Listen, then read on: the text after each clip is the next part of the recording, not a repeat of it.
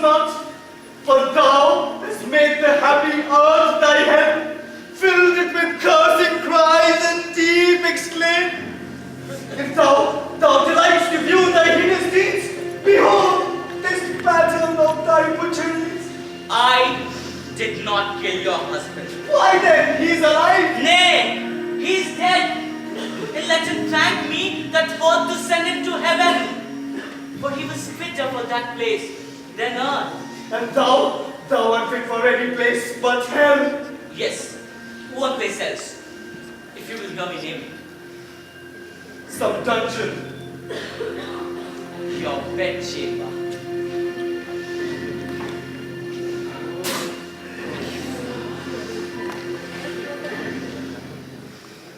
Gentle Lady Anne, to lead this keen encounter of our wits and forge something into a slower method, was not the causer of the timeless deaths of these two men, Henry and John, as playful as the executioner? Thou was the cause, and most the cursed effect. Thy beauty! Thy beauty was the cause of that effect. Thy beauty that did haunt me in my sleep to undertake the death of all the world, so I might live 1 hour in your sweet bosom. Teach not thy lips its scorn, for it was made for kissing, lady, not for such contempt. And if thy revengeful heart cannot forgive, lo, I lend thee this sharp-pointed dagger, which if thou please hide in this true breast, and let the sword forth that adoreth thee. I laid naked to the deadly stroke, and humbly begged that set me on it.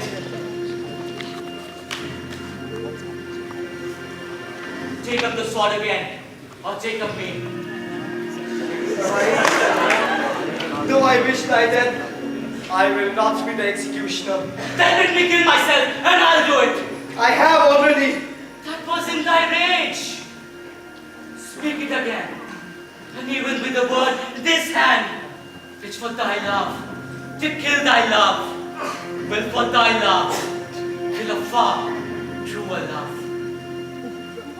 I wish I knew thy heart. My heart is figured in my tongue. Well, put up your dagger. Say then, my peace is made. That you shall know hereafter. But shall I live in hope? All men I hope live so.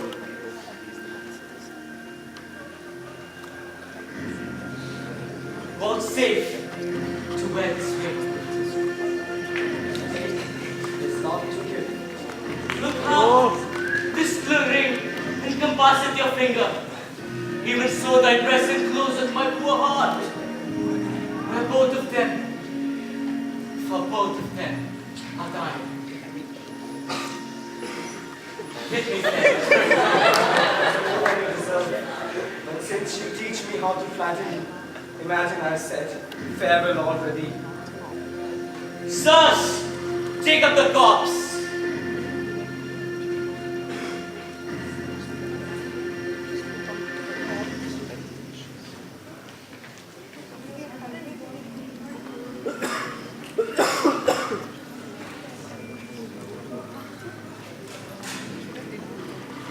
Was ever a woman in this human wood?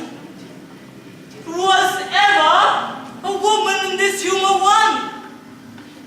I'll have her.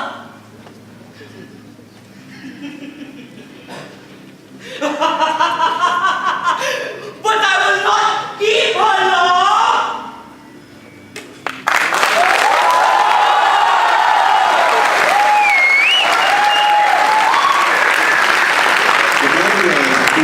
Sent to the tower in order to kill Clarence, have primed the gatekeeper and are ready to execute their order. Meanwhile, King Edward understands that after him the throne will be torn apart into pieces. He tries to make peace between his wife and the other nobles, so that the order in his kingdom is never disrupted by the small feuds in his own family.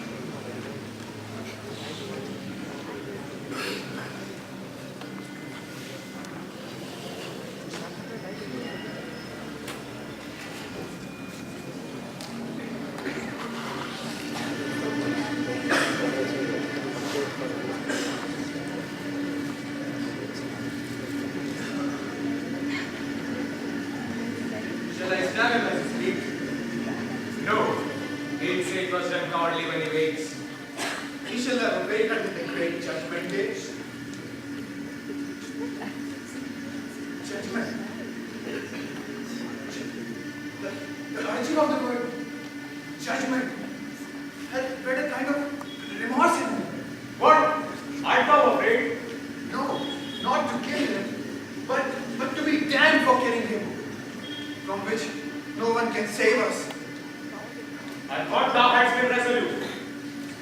So I am now, to let him live.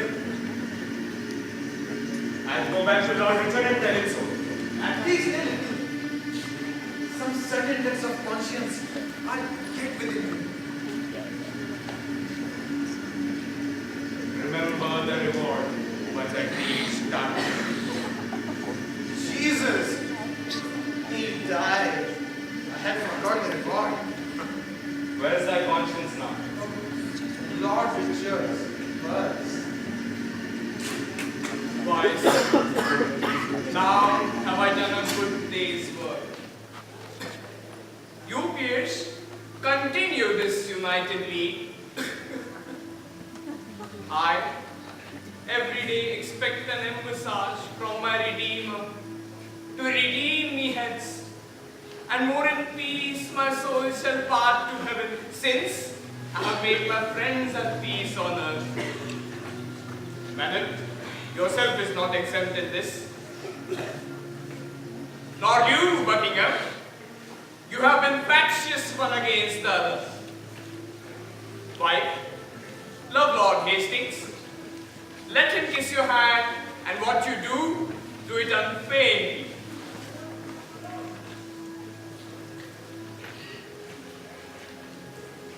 There, Hastings. I'll no more remember our former hatred. So thrive I and mine. Now, princely Buckingham, seal thou this league with thy embracements to my wife's allies, and make me happy in your unity.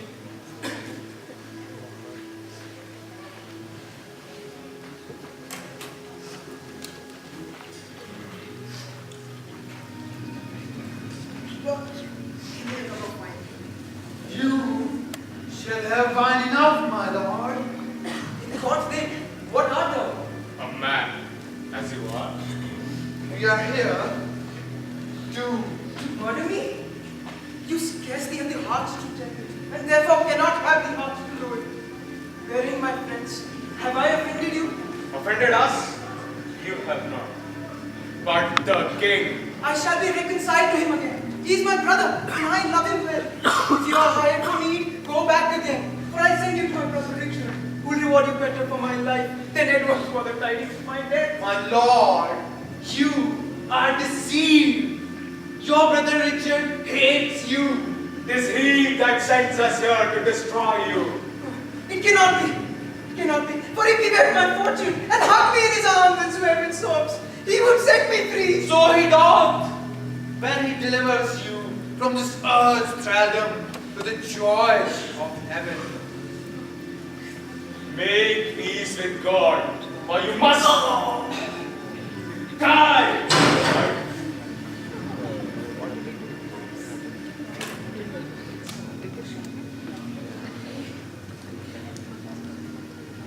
Good morrow to my sovereign king and queen. A happy time of day. Happy indeed, as we have spent the day. Richard, we have done deeds of charity, made peace of enmity, fair love of hate between the swelling wrong in Saint Spears. A holy day shall this be kept hereafter. I would to God all our strides in a welcome bounty. My sovereign lord, I do beseech your highness to take our brother Clarence at your royal grace. Why, madam?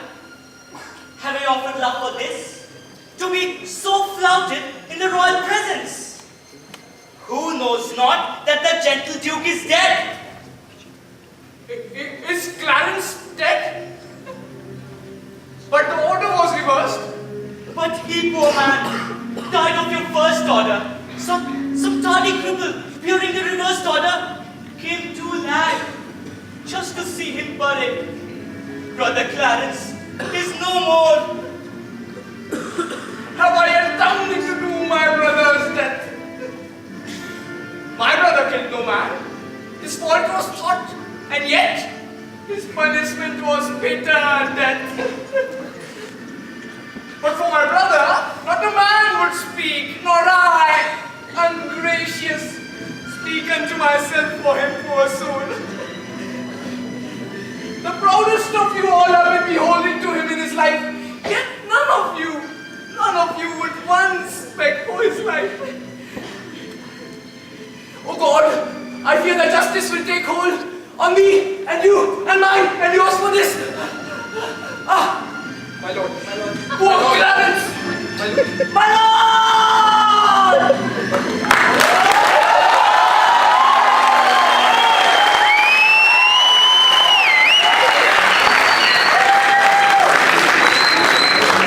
Clarence is murdered. King Edward is now dead. With no one in sight to become the king, the nobles decide to coronate King Edward's young prince as the king. Two of the most trusted of Edward's nobles, Lord Stanley and Lord Hastings, talk about Richard and his advancements towards the throne.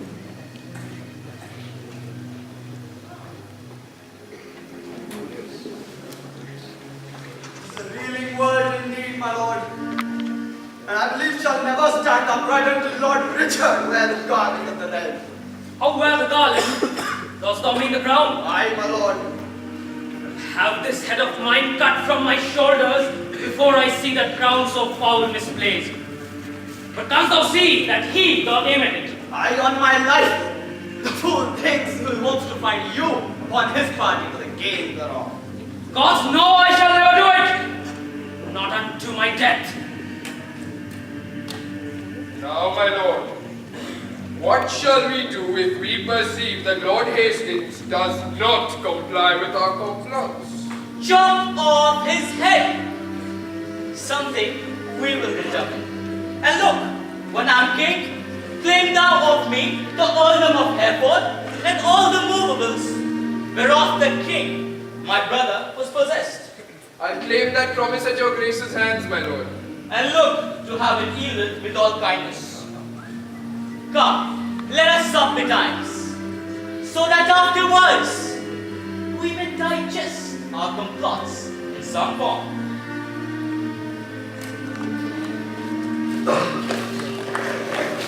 Richard and his cousin Buckingham know that Lord Hastings is the biggest barrier in their path to the throne. In fact, they know that Hastings was the best of Edward's friends.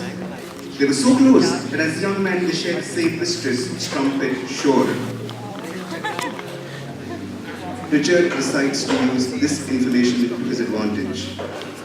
Lord Hastings, meanwhile, gathers the most powerful lords of the kingdom in order to determine the date of the coronation of the new prince. Soon, he is joined by Richard.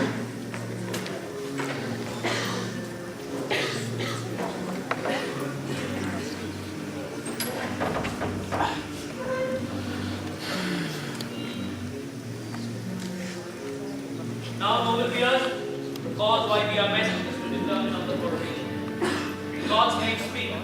When is the royal day? So all things ready for the royal time.